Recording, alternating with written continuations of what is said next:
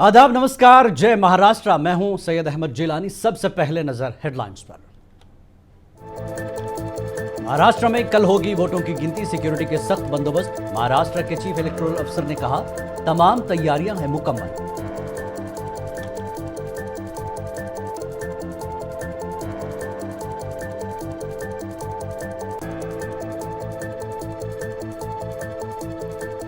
MVA और महायुति दोनों कर रहे हैं हुकूमत बनाने का दावा, कल तस्वीर हो जाएगी साफ।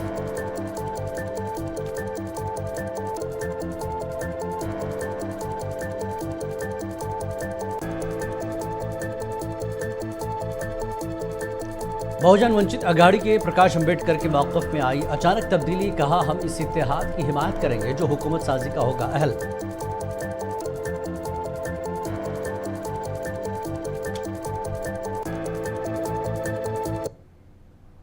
और खबरें तफसील से। महाराष्ट्र के चीफ इलेक्टोरल अफसर एस कुलंगम ने कहा कि कल वोटों की गिनती होगी और इसके लिए तमाम तैयारियां मुकम्मल कर ली गई हैं।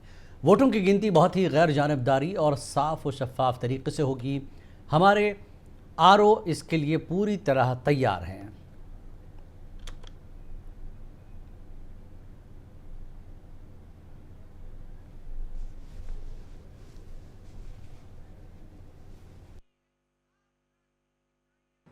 पूरा राज्य में 36 जिलों में 288 असेंबली कॉन्स्टिट्यूएंसी में 4500 टीम्स तैयार है काउंटिंग के लिए।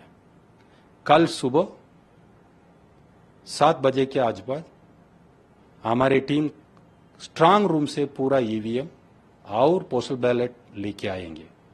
शार्प 8 बजे काउंटिंग शुरू होने वाले है। पहला काउंटिंग पोस्टल बैलेट का ले लेंगे, आधा घंटे के बाद ईवीएम काउंटिंग शुरू होगा।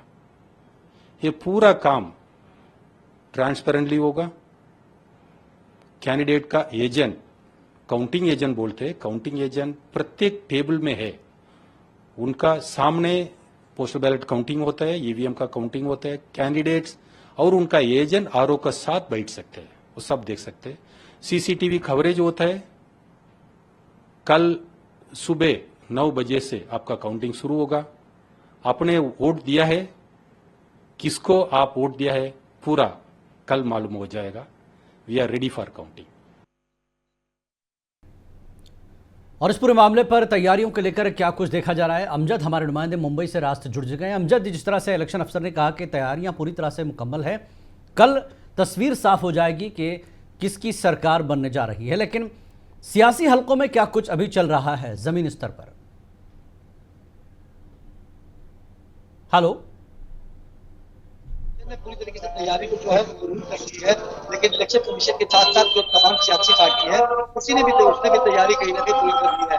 अगर बात कर ले शिवसेना की, तो शिवसेना उद्धव के नेता है, उनका भी साफ तौर पे कहना है कि तमाम जो उनके विधायक जो है वो क्या है कि जो है वो रखा जाएगा। तो इलेक्शन कमीशन के साथ साथ सियासी पार्टी भी जो है वो तैयारी जो है वो पूरी करती हुई नजर आ रही है। जी अमजद, जिस तरह से अगर देखें, कहा जा रहा है कि अगर हरियाणा के हवाला दिया जा रहा था एग्जिट पोल को लेकर, लेकिन इस बार के एग्जिट पोल को कोई भी पार्टी मानने को तैयार नहीं है, लेकिन पोलिंग परसेंटेज में इजाफा हुआ है इस बार महाराष्ट्र के इलेक्शन में। तो इस बढ़ते परसेंटेज को हर ग्रुप अपने लिए फायदा बता रहा है, कितनी सच्चाई है और इस पर क्या बहस हो रही है? देखिए, साफ तौर पर बता दूं कि दूसरी पार्टी जो है वो दावा करती हुई नजर आ रही है कि हमारी सरकार है वो बनने वाली है, लेकिन महाराष्ट्र की बात करूं तो महाराष्ट्र में कांटे का मुकाबला होने वाला है। 145 का जो जादुई आंकड़ा है वो पार करना है और कोई भी पार्टी जो है 145, 150, 155 और 160 तक का जाएगी तो उसको बहुमत प्राप्त हो सकता है। और लेकिन उसके बाद जो 5 से 10 विधायक जो है, जो भी पार्टी के ज्यादा होंगे, वो कहीं ना कहीं तोड़ जोड़ की जो सरकार है महाराष्ट्र में, वो भी राजनीति देखने को जरूर आपको 23 तारीख के अंदर, 23 तारीख के बाद जो है वो दिखाई दे सकती है। 26 तारीख को जो है महाराष्ट्र के अंदर जो है वो जो है चीफ मिनिस्टर बिठाने की लास्ट डेट है।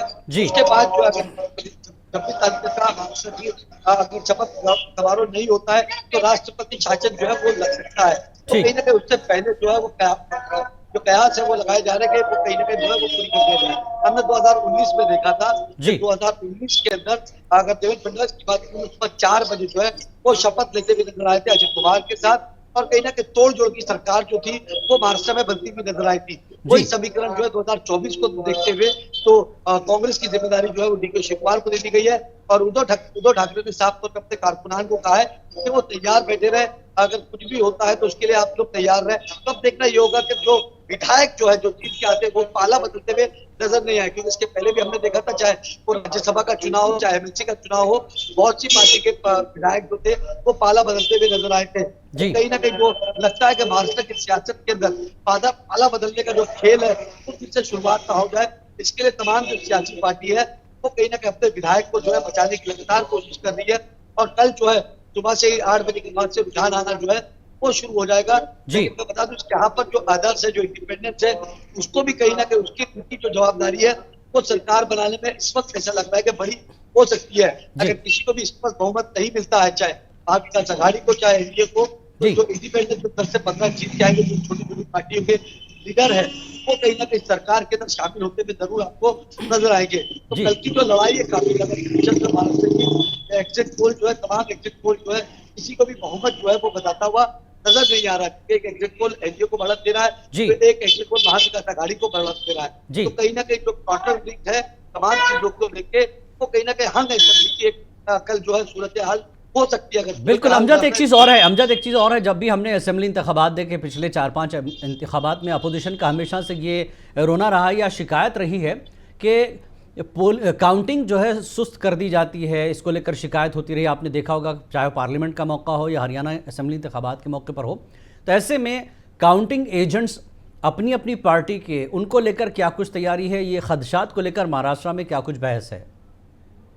देखिए, मुंबई की खासतौर पे बात करें तो मुंबई के अंदर काउंटिंग एजेंट जो है वो पूरी तरीके से तैयार होते हैं, पहले ही जो है ट्रेनिंग दी जाती है कि आपको पूरी बूथ के ऊपर या टेबल्स के ऊपर आपको किस तरीके से जो है पहले फॉर्म 17 जो है वो चेक करना है आपको, और जब ईवीएम खुलती है उसका मशीन का जो नंबर होता है वो चेक करना है, और तमाम चीजों को चेक करने के बाद जब वोटिंग होती है तो एक फॉर्म दिया जाता है और उसके ऊपर तमाम जो काउंटिंग एजेंट होते हैं उनकी जो है वो टेबल के ऊपर साइन ली जाती है। उसके बाद कोई एक चीज है वो आरओ के पास जाती है, तो आरओ कहीं ना कहीं वो टोटल करते हुए उनको टाइम लग जाता है। और हमने ये देखा कि जब कभी भी लेट होता है तो जब काउंटिंग मशीन जो है स्ट्रॉन्ग रूम से ऊपर तक आने में जो 5 से 10 मिनट का वक्फा हुआ करता था, उसके अंदर कभी कभार 20 मिनट आधा घंटा भी लग जाता है। तो जो 17 टेबल या 16 टेबल जो होते हैं काउंटिंग मशीन को लेके, तो वो वक्फा होता है तो आधे घंटे पे ग्राउंड जो है वो बढ़ता हुआ नजर आता है। इसके लिए काउंटिंग जो है वो काफी ज्यादा धीमी हो जाती है, और कहीं ना कहीं जो काउंटिंग के रिजल्ट है वो भी कहीं ना कहीं जो है वो धीमे हो जाते हैं। बहुत सी जगह तो काउंटिंग इतनी फास्ट होती है कि आपको 10:30-11 बजे तक का रुझान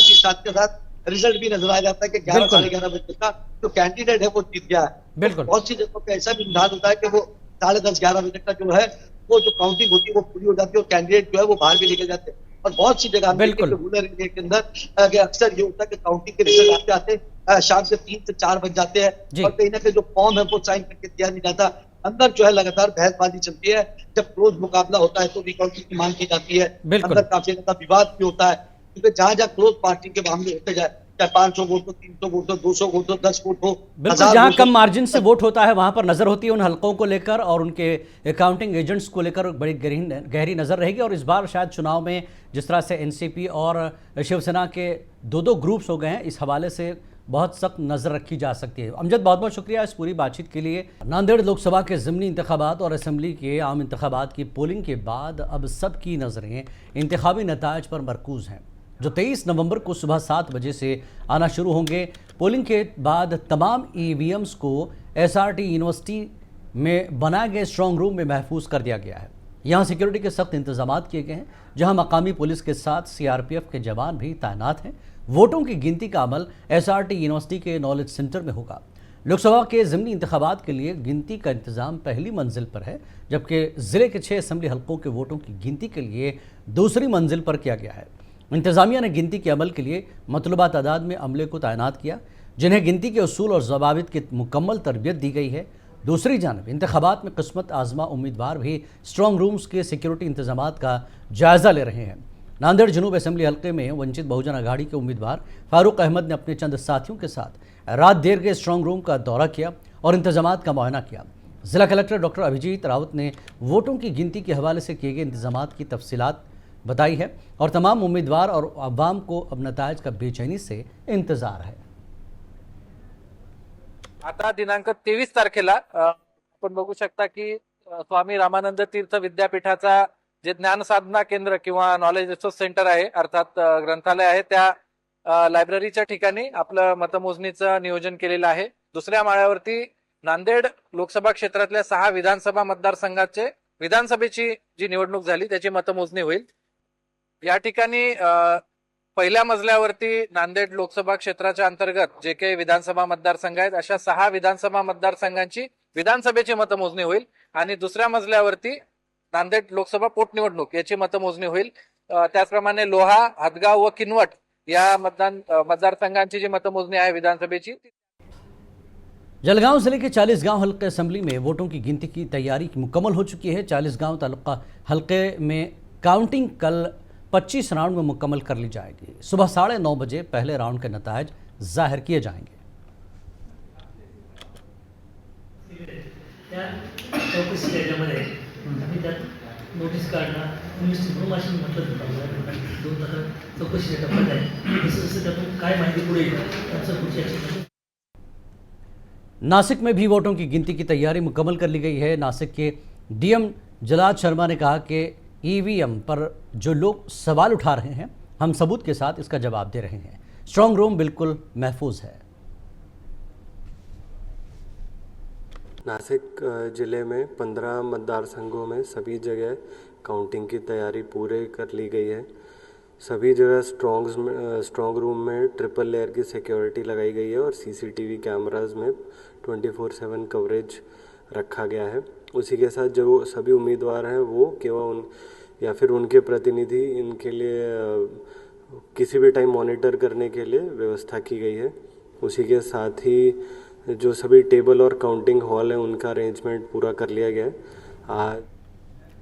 महाराष्ट्र शिवसेना यूबीटी लीडर संजय राउत ने कहा कि असेंबली इंतखाबात के नतीजे में महाविकास अघाड़ी कामयाबी हासिल करेगी. इक़्तिदार के लिए एमवीए को मुकम्मल अक्सरियत मिलेगी. उन्होंने कहा कि महाविकास अघाड़ी 160 या 165 असेंबली सीटों पर कामयाबी हासिल करेगी. और वहीं बीजेपी लीडर शायना एनसी ने महाराष्ट्र कांग्रेस के सदर नाना पटोले और संजय राउत पर निशाना साधा है. शायना एनसी ने कहा कि दोनों के बीच मुतनाज़ा बयान देने में मुसावकत है. इक़्तिदार में आने के लिए ये दोनों मुंगेरी लाल के हसीन सपने न देखें.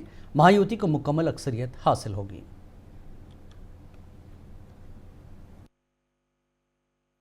स्पर्धा है कि किसने ज्यादा विवादक बयान दिए.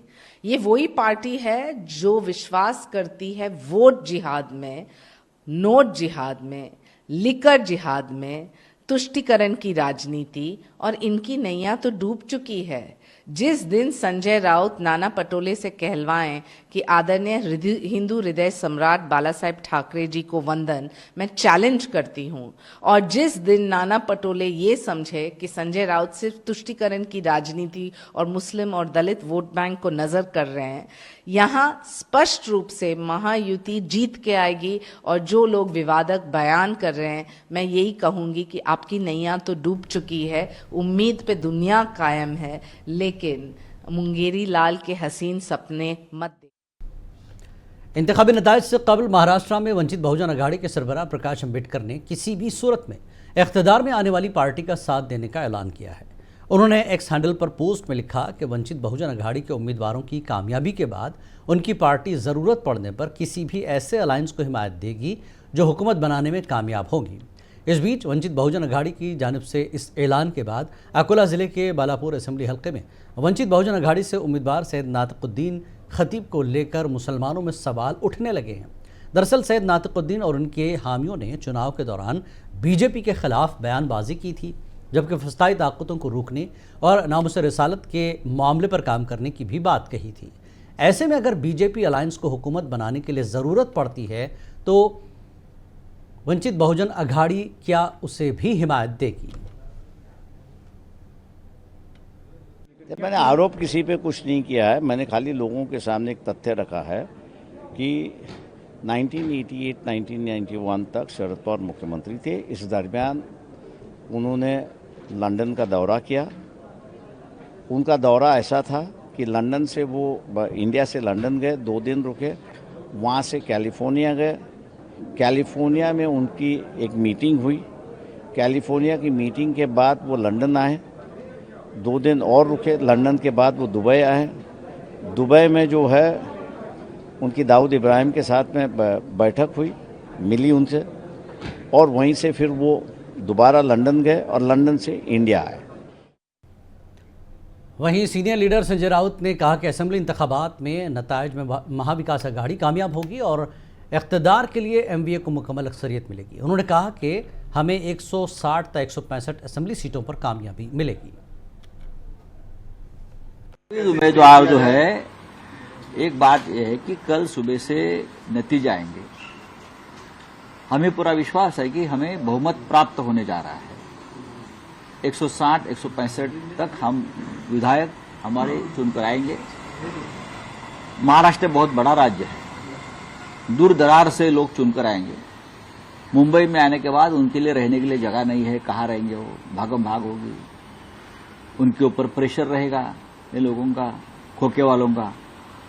तो सबकी रहने की व्यवस्था एक होटल में एक जगह पर करने की योजना हम बना रहे हैं। महाराष्ट्र असेंबली इंतखाबात के एग्जिट पोल पर पुणे एनसीपी के सदर दीपक मुनकर ने कहा कि हम जानते हैं कि महाराष्ट्र के लोग हमारे काम की हिमायत करते हैं। ये इन इंतखाबात में जाहिर हो जाएगा। असेंबली इंतखाबात के नताज में महायुति को 180 सीटें मिलेंगी। पुणे में महायुति तमाम 8 सीटें जीत लेगी। ये देखो, पूरे महाराष्ट्र में महायुति का वातावरण एक्चुअली था, और हम लोग जो ग्राउंड रूट पे जो काम करते हैं वो हमको मालूम है कि पब्लिक किसके साथ में है, और वो रिजल्ट अभी ये इलेक्शन के इसमें 100% सामने आएगा। मुझे ऐसे लगता है कि महायुति के 180 सीट यहाँ आएंगे, क्योंकि जो वातावरण पूरे महाराष्ट्र में था, कोई भी कुछ भी बोलेगा, लेकिन जो हम वहां जो काम कर रहे थे, हम सबको मालूम पड़ता लोगों का रिएक्शन क्या है। शिवसेना यूबीटी के रहनुमा प्रियंका चतुर्वेदी ने कहा कि महाराष्ट्र के लोग अगले 25 सालों के लिए महायुति को छुट्टी देने वाले हैं। लूट, बदनवानी और अडानी की हुकूमत खत्म होने वाली है। हम 5 साल तक आवाम की खिदमत करेंगे। वो हेलीकॉप्टर बुक कर रहे हैं क्योंकि वो जानते हैं कि लोग उनसे सवाल करेंगे और उन्हें भागना पड़ेगा। महाराष्ट्र की जनता उनको छुट्टी देने वाली है अगले 25 साल के लिए। जिस तरीके से लूट मचाया है, जिस तरीके से भ्रष्टाचार हुआ है, जिस तरीके से अदानी के सरकार चली है, वो ख़त्म होने वाली है। जनता हमें बहुमत देगी, स्पष्ट सिंपल मेजॉरिटी मिलेगी, और हम जनता की सेवा में 5 साल डटे रहेंगे, जुटे रहेंगे। और जो लॉ एंड ऑर्डर व्यवस्था ख़त्म हुई है, जो किसानों को त्रस्त किया है, जो महिलाओं को की सेफ्टी को इश्यूज बढ़े हैं, युवाओं को बेरोजगार किया है, हमारी इंडस्ट्रीज़ को दूसरे राज्यों में भेजा है, वो सब खत्म होगा, उस पर पूर्ण विराम लगेगा। एनसीपी शरद पवार ग्रुप के चीफ तर्जुमान ने कहा कि एमवीए हुकूमत बनाने जा रही है। सीएम का चेहरा कौन होगा ये मिलकर तय किया जाएगा। देखिए, मुख्यमंत्री कौन होगा वो इम्पोर्टेंट नहीं है, सरकार आना इम्पोर्टेंट है। मुख्यमंत्री का निर्णय हमारे तीनों पक्ष के वरिष्ठ नेता उद्धव साहब होंगे, पवार साहब होंगे, दिल्ली में राहुल गांधी जी है वो लेंगे। और आज तो यही है कि ये सरकार जा रही है, सरकार के खिलाफ 66% का वोटिंग जो टर्नआउट है वो उससे जाहिर है कि ये टर्नआउट निश्चित रूप से एंटी इनकम्बेंसी का टर्नआउट है। और हम आशा करते हैं कि जो इस विश्वास से लोग इस सरकार को बेदखल करने में लगे हैं, तो हम अपनी सरकार 26 तारीख को बनाएंगे। बीजेपी लीडर तरुण चुग का कहना है कि कांग्रेस इत्तेहाद को महाराष्ट्र में हार मिलेगी और पीएम मोदी को जनता का आशीर्वाद मिलेगा।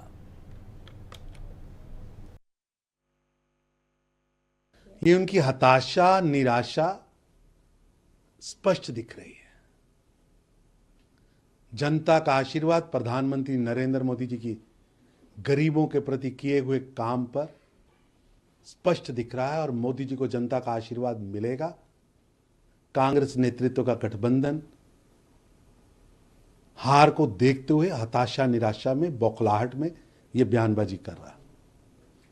जिन लोगों ने अपनी पार्टी का एजेंडा और पार्टी का झंडा दोनों जमायते इस्लामी और मुस्लिम लीग का पक्ष लेने वाली कांग्रेस के कार्यालय में गिरवी रख दिया हो,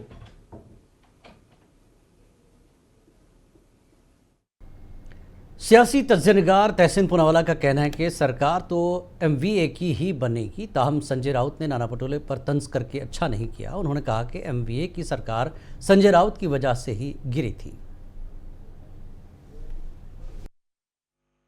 सरकार MVA की ही बनेगी। एक चीज तो तय था महाराष्ट्र में कि जो सारा माहौल था वो भाजपा के खिलाफ था। बटेंगे तो कटेंगे कहने वाले बांटेंगे तो जीतेंगे पे पहुंच गए। और जिस हिसाब से उन्होंने अंत में वो फेक ऑडियो क्लिप निकाला सुप्रिया सुले जी का, नाना पटोले जी का, इससे बीजेपी की घबराहट दिख रही थी। जितने भी मतदार से मैंने बात की महाराष्ट्र में, वो सब चाहते थे कि सब कह रहे थे कि सबसे बड़ी भूल कमल का फूल, और वो चाहते थे कि भाजपा दोबारा सरकार में ना आए। लेकिन मैंने ये भी देखा जिस तरह से संजय राउत जी ने नाना पटोले जी को अटैक किया। अगर MVA की सरकार बनती तो ये बात जाहिर है कि कांग्रेस सबसे बड़ी पार्टी होगी, सबसे बड़े दल के रूप में वे सामने आएंगे। तो अगर नाना पटोले जी चाहते हैं कि जो मुख्यमंत्री है वो कांग्रेस से आए, तो इसमें गलत क्या है? वे प्रदेश के अध्यक्ष है, वे अपने पार्टी के बारे में सोचेंगे। तो मुझे लगता है इस पर बातचीत हो सकती है, वार्तालाप हो सकते हैं। सभी लोग बैठकर शरद पवार जी की एडवाइस लेकर, माननीय सोनिया जी की एडवाइस लेकर इस पर फैसला ले सकते हैं। लेकिन जिस तरह के शब्दों का प्रयोग करते हैं संजय राउत जी, जिस तरह से वो कटाक्ष करते, जिस तरह से वो अटैक करते, मुझे लगता है कहीं ना कहीं उस पे उनको रोक लगानी चाहिए। जय महाराष्ट्र में फिलहाल इतना ही। आदाब।